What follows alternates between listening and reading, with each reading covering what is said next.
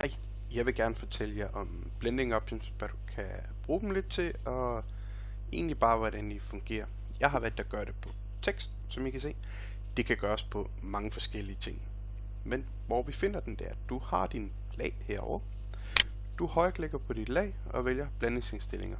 Det er også det, som hedder blending options. Det er bare på engelsk.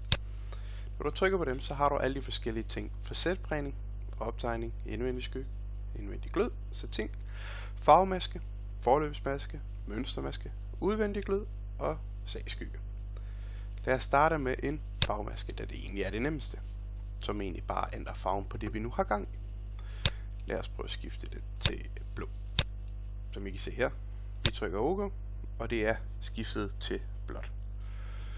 En facet af prægning er en 3D-effekt af, hvad vi laver. I kan se, skifter vi lige lidt. En slags, det kommer ud af, hvad du nu laver en 3D-effekt. Det er, hvad du kan bruge den til. Vi kan blødgøre den, vi kan ændre størrelsen, som I kan se, og vi kan ændre dybden, som I kan se her. Optegning langs parkering. Den siger det sig selv egentlig. Det er egentlig bare en streg rundt om, hvad du nu har gang i, som I kan se, styre med størrelsen her. Så har vi en indvendig skygge, som I kan se. Den sætter egentlig bare skyggen inde i det, i stedet for rundt om det. Som I kan se her, vi kan styre størrelsen og det hele, hvordan det skal fungere. Her. Det er inde i. Så har vi en indvendig glød. Vi skifter farven her. Vi vil altså tage rød. Sådan, som I kan se. Og vi har størrelsen her. Det er en glød inde i det, du laver, som I kan se her. Laver så den fra igen.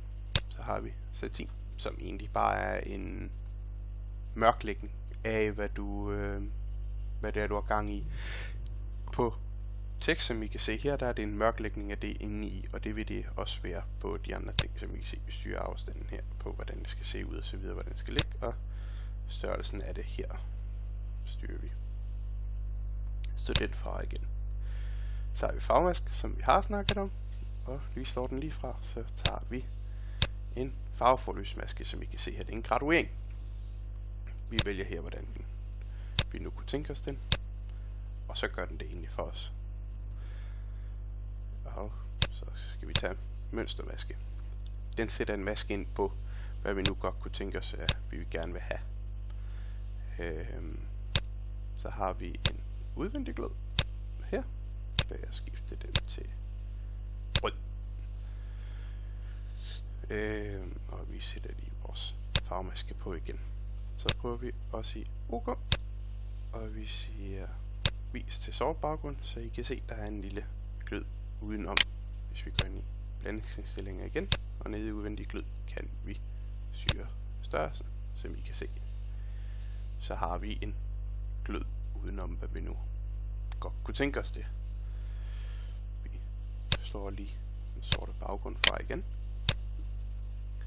Og det var udvendig glød. Så har vi skyggen her. Og det er egentlig bare, som I ser, en skygge bagved. Hvor vi har afstanden, hvor langt den skal være væk fra, vi nu har fat i. Og så har vi størrelsen. Og størrelsen det er også, hvor utydelig og så videre den vil være. Og det var egentlig blending options, som I kan se. Tak fordi I kiggede med.